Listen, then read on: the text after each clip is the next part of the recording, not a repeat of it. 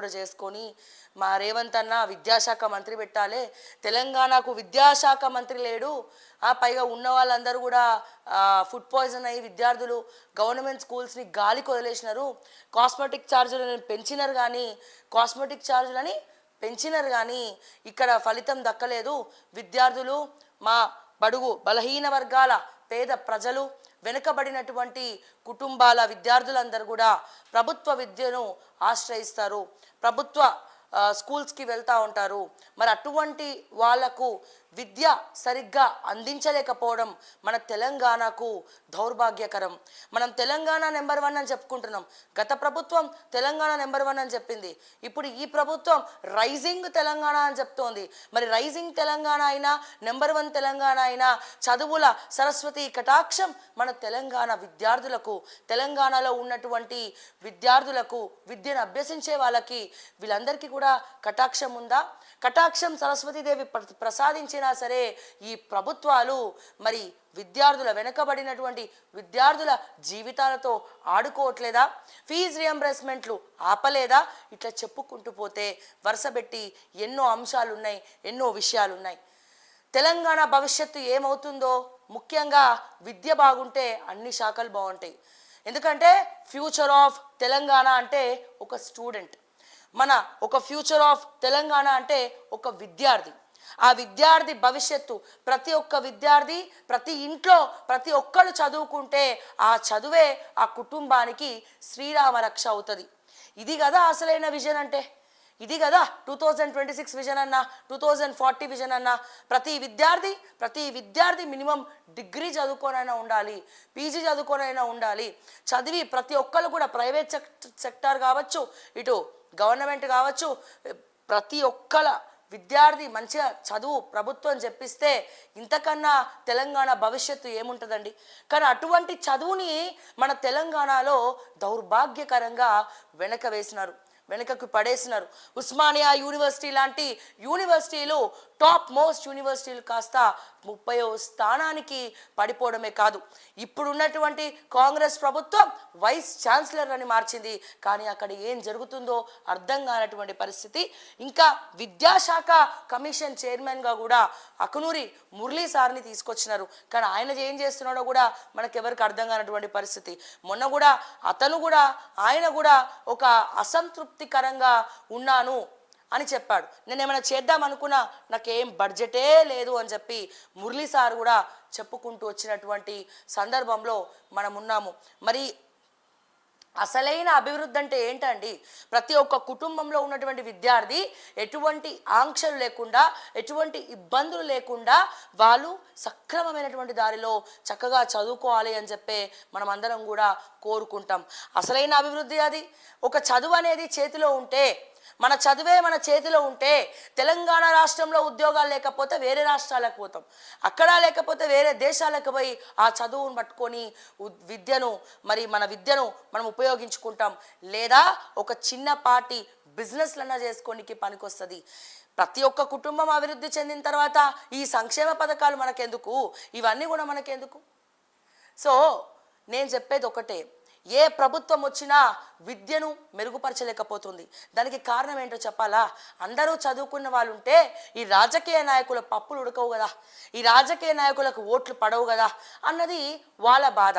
కానీ వాళ్ళకి అర్థం కానటువంటి విషయం ఏంటంటే, మీరు అందరికీ విద్యనిచ్చిన తర్వాత, విద్యని అభివృద్ధి చేసిన తర్వాత, కార్పొరేట్ స్థాయి లెవెల్లో విద్యను చాలా అద్భుతంగా తీర్చిదిద్దిన తర్వాత మా తెలంగాణ ప్రజలు మీ పార్టీలని వదులుకుంటారా అన్న ప్రశ్నను నేను అడుగుతా ఉన్నా. ఒక చిన్న సహాయం చేస్తేనే తెలంగాణలో ఏ బిడ్డ కూడా మర్చిపోడే. అటువంటిది తెలంగాణ రాష్ట్ర వ్యాప్తంగా ప్రతి ఇంటి బిడ్డకు ప్రతి ఉచిత విద్య అనేది అందుతూ ఉంటే, కార్పొరేట్ స్థాయిలో మీరన్నా ప్రభుత్వ స్థాయిలో కాదు, మీరు ఏదైతే కార్పొరేట్ స్థాయి ఇంటర్నేషనల్ స్కూళ్ళల్లో లక్షల ఫీజులు పెట్టి ఇస్తున్నారో అటువంటి కార్పొరేట్ విద్య ఏదైతే ఉందో అటువంటి విద్యను నా తెలంగాణ విద్యార్థులకు అందిస్తే నిజంగా తెలంగాణ అత్యద్భుతంగా ముందరికెళ్ళదా? ఎవరైతే మంచి విద్యను ఫలితాలు ఇస్తారో, మంచి ఉచిత విద్యను కార్పొరేట్ స్థాయి లెవెల్లో కాకపోయినా అట్లీస్ట్ ప్రతి ఒక్క సబ్జెక్ట్కి ప్రతి ఒక్క టీచర్ ఉండి, ఒక వాచ్మ్యాన్ ఉండి, ఒక సెక్యూరిటీ ఉండి, కార్పొరేట్లో స్కూళ్ళకి రాకపోతే ఇంట్లో తల్లిదండ్రులకు ఫోన్ కాల్స్ ఎట్లయితే పోతాయో అదే రకంగా మరి మా గవర్నమెంట్ స్కూల్లో చదివే విద్యార్థులకు కూడా ఒక ఫోన్ కాల్ పోయి ఎందుకు వస్తలేడు మీ స్టూడెంట్ అని చెప్పి ఒక సర్వే చేయించి గవర్నమెంట్ తన సొంత బిడ్డల్లాగా కాపాడుకోలేదా అని చెప్పి నేను అడుగుతా ఉన్నా. ఇటువంటి విపత్కరమైనటువంటి పరిస్థితిలో ఈ వసంత పంచమి రోజు చెప్తా ఉన్నా, ప్రతి ఒక్క విద్యార్థి కూడా, ఏ విద్యార్థి, వెనకబడినటువంటి విద్యార్థి కూడా ప్రతి ఒక్కరు కూడా విద్యను అభ్యసించి విద్యారంగంలో ముందరికెళ్తే ఫ్యూచర్ విజన్ 2040లో నా తెలంగాణ అత్యద్భుతంగా ముందరికెళ్తుంది. చదువుల తల్లి సరస్వతి మన తెలంగాణలో నాట్యం చేస్తున్నట్టే ఉంటుందని చెప్పి నేను మరొక్కసారి ఈ సందర్భంగా తెలియజేస్తా ఉన్నా. ఈ రోజున మధ్యాహ్న భోజనం పేరుతో మరి స్కూల్కి పోయి చక్కగా చదువుకోవాలి, ఒక ప్రోటీన్ ఫుడ్ కావాలి, ఎందుకంటే పిల్లలకి స్ట్రెస్ ఉంటుంది, ఒక మంచి ఆహారాన్ని వాళ్ళు తీసుకోవాలన్న సదుద్దేశంతో ఒక భోజనం ఏర్పాట్లు చేసినప్పుడు ఆ పెట్టినటువంటి అన్నపూర్ణాదేవినే మీరు భ్రష్టు పట్టించి ఫుడ్ పాయిజన్లు అయ్యేలాగా చేసి దాంట్లో ఏందేందో కల్తీ చేసి మధ్యలో ఉన్నటువంటి కాంట్రాక్టర్స్ వాళ్ళు కల్తీ ఫుడ్ ఇస్తున్నారా, ఒక మంచి ఫుడ్ ఇస్తున్నారా అనేది ఒక ఇన్స్పెక్షన్ కూడా లేకుండా మీరు రేవంత్ రెడ్డి గారు కాస్మెటిక్ ఛార్జెస్ పెంచిన తర్వాత కూడా మరి ఇటువంటి దౌర్భాగ్య పరిస్థితి రావడం నిజంగా మన దురదృష్టకరం అని చెప్పి నేను మరొక్కసారి తెలియజేస్తా ఉన్నా. గత ప్రభుత్వ హయాంలో 6,000 ప్రభుత్వ స్కూళ్లకు మూతబడ్డాయి. అంటే దాని అర్థమైంది, ప్రభుత్వ స్కూల్ మూతబడుతున్నాయి అంటే మన చాతగాని తనం. మరి ఈ ప్రభుత్వ హయాంలో ఇంకొన్ని స్కూల్స్ మూతబడే ప్రమాదం ఉన్నది. మరి దీన్ని మనం కాపాడుకోవాల్సినటువంటి అవసరం ఉన్నది. కార్పొరేట్ వ్యవస్థను తరిమి కొట్టాల్సినటువంటి అవసరం కూడా ఉన్నది. సో ఉన్నోడెవడైనా చదువుకోండి, లేనోళ్ళను కూడా గుంజుకపోయి అక్కడ ర్యాంకులు వస్తాయా ఏమొస్తాయా తెలియవు. మీరు చూసే ఉంటారు మాస్టర్ సినిమా ఎట్లా ఉంటుంది అనేది. సో వీళ్ళు ఆ కార్పొరేట్లో ఉన్నటువంటి ఫండింగ్ కోసం నారాయణ, శ్రీ చైతన్య, లేకపోతే గాయత్రి, ఇంకేమైనా ఇక్కడ నుంచి ఇంటర్నేషనల్ స్కూల్స్ నుంచి గవర్నమెంట్కి వచ్చే ఫండింగ్ కోసమే వీళ్ళు ఇటువంటి వ్యవహారాలు చేస్తున్నారు తప్ప అంతకు మించి వేరే ఏం లేదు. మా విద్యార్థులు అద్భుతంగా చదువుకొని మంచి మంచి పొజిషన్లలో ఉంటే మా విద్యార్థులే మీకు ఫండింగ్ ఇస్తారు కదా, ఏ గవర్నమెంట్ వస్తే ఆ గవర్నమెంట్కి. సో ఇవన్నీ కూడా ఆలోచించాల్సినటువంటి అవసరం ఉన్నది. ఇంతకన్నా దౌర్భాగ్య పరిస్థితి ఏంటంటే గత ప్రభుత్వానికి అట్లీస్ట్ విద్యాశాఖ మంత్రి అని ఉన్నాడు, ఈ ప్రభుత్వానికి విద్యాశాఖనే లేదు కదా. ఎవరికి ఇష్టం వచ్చినట్టు వాళ్ళు ఇంటర్నల్గా ట్రాన్స్ఫర్స్, పిల్లలు ఏం చదువుతున్నారో తెలియదు, స్కూల్ టీచర్లు వస్తున్నారో లేదో మానిటరింగ్ లేదు. ఇప్పటికే మ్యాథ్స్ టీచర్లు లేరు, 500 ఉద్యోగాలు, టీచర్ల ఉద్యోగాలు ఓన్లీ మ్యాథ్స్ విభాగంలోనే 500 ఉద్యోగాలు ఖాళీగా ఉన్నాయి మ్యాథ్స్ టీచర్గా. అంటే మీరు అర్థం చేసుకోవచ్చు మన తెలంగాణలో ఎంత దౌర్భాగ్య పరిస్థితి పట్టిందో. ఎందుకు వేరే దేశాలు, ఎందుకు అమెరికా లాంటి దేశాలు ఎందుకు ముందంజలో ఉన్నాయి చెప్పండి.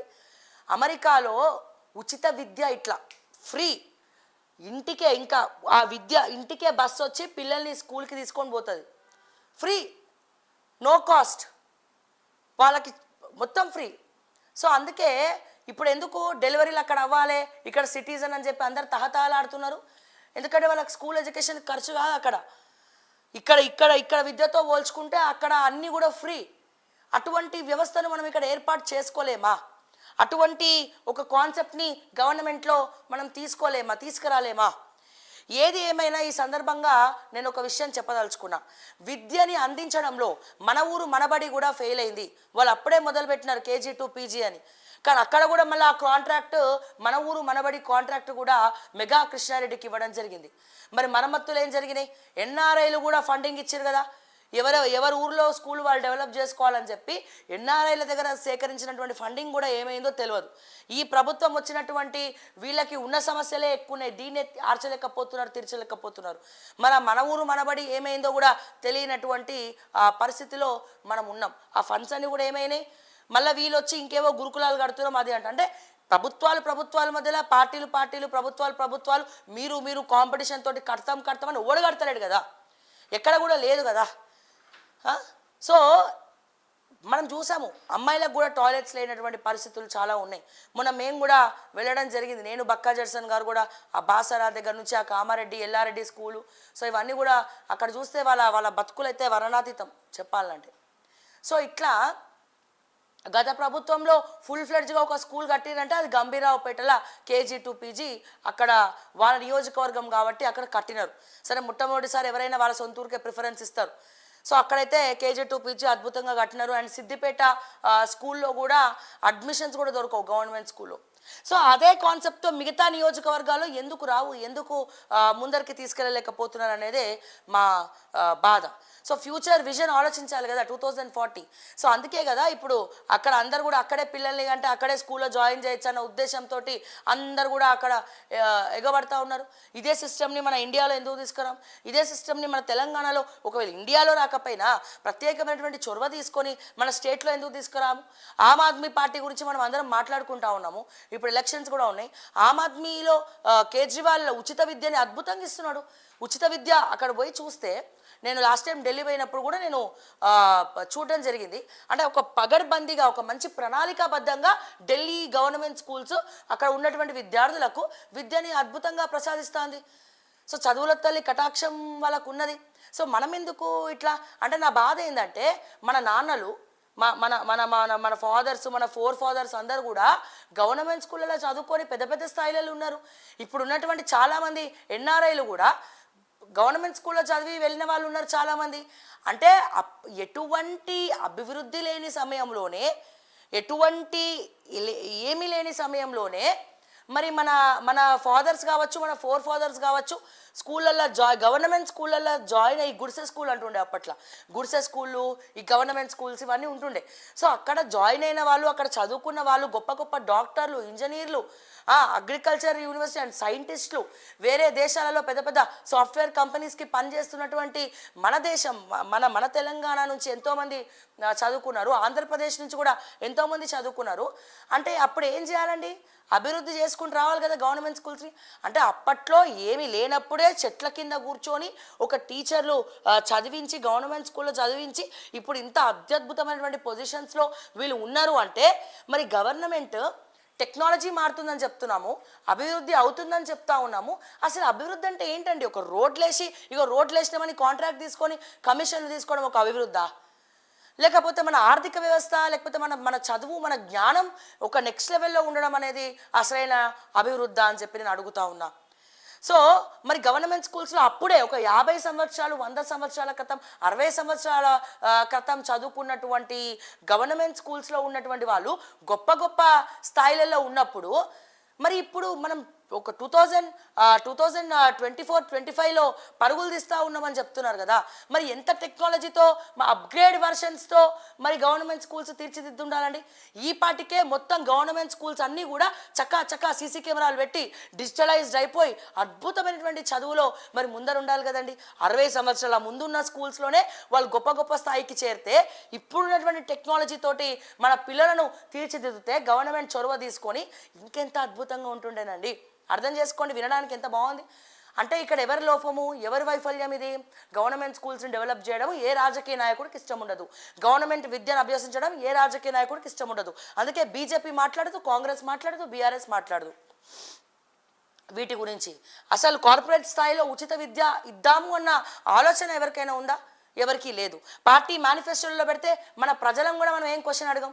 అరే రోడ్ వస్తుందా, నీళ్ళు వస్తుందా, నల్లా వస్తుందా, అయిపోయాయి. కుల్ల మా బతుకులు మారినాయా, సంక్షేమ పథకాలు వస్తాయా, నెలకి డబ్బులు వస్తున్నాయా, ఇవే మనం అందరం చూస్తున్నాం తప్ప నా పిల్లలకు అభివృద్ధి ఉందా, నా పిల్లలకు ₹1 ఖర్చు కాకుండా గవర్నమెంట్ స్కూల్లో చదువుకోగలుగుతున్నాడా? మరి అతను చదువుకుంటే మా కుటుంబాన్ని మొత్తం సాకుతాడు కదా. మరి లక్షాధికారులు అవ్వచ్చు, మరి నెలకి 50,000 మినిమం, ఇప్పుడంటే 20,000, 30,000, తర్వాత ఇన్ ఫ్యూచర్ 2040 తర్వాత మినిమం ₹1,00,000 జీతాలు లేదే ఎవరు కూడా బతకనటువంటి పరిస్థితి. అంతేగాని ప్రతి ఒక్కరు కూడా ఊర్లలో అరే నా బిడ్డ చదువుకోవాలి, మరి మంచి స్కూల్ కావాలి, ఎవడన్నా నియోజకవర్గంలో ఓట్లు అడగనీకి వచ్చినా నా స్కూల్ డెవలప్ చేయాలి అడిగే వాళ్ళని ఒక్కడిని చూపియండి. నాకు ఇంటర్ కాలేజ్ ఇవ్వండి అని అడిగే వాళ్ళని ఒక్కడిని చూపియండి. నాకు డిగ్రీ కాలేజ్ ఇవ్వండి అని అడిగే వాళ్ళని ఒక్కడిని చూపియండి. సో మనం విద్య గురించి అడగం, ఆ తర్వాత హాస్పిటల్స్ గురించి అడగం. మనం అడ్జస్ట్ అయిపోవడం, మన బతుకులు అడ్జస్ట్ అయిపోవడానికి అలవాటు పడ్డాయి. రాత్రిపూట తాగే మందు సీసాకు అలవాటు పడ్డాయి ఊర్లలో. సో ఎవరైతే దీని మీద అవగాహన లేని వాళ్ళు ఉన్నారో, సో ఎవరికైతే చదువుకోవాలని ఉందో, సో వాళ్ళు కూడా దీని గురించి పట్టించుకోకుండా వీళ్ళ వల్ల మిగతా వాళ్ళు కూడా ఆశలు చంపుకోవాల్సినటువంటి పరిస్థితి. ఇదే గల్లబట్టుకొని ఎమ్మెల్యే నియోజకవర్గానికి 5 కోట్ల ఫండ్ వస్తుంది, ఈ 5 కోట్లలో నా స్కూళ్ళని డెవలప్ చేయడానికి నీ ఫండ్ నుంచి 1 కోటి రూపాయలు సరిపోదా? నిజంగా చెప్పండి, 1 కోటి రూపాయలు సరిపోవా అండి ఒక నియోజకవర్గంలో అన్ని స్కూల్స్ డెవలప్ చేయడానికి? మనసు ఉంటే మార్గం ఉంటుందండి.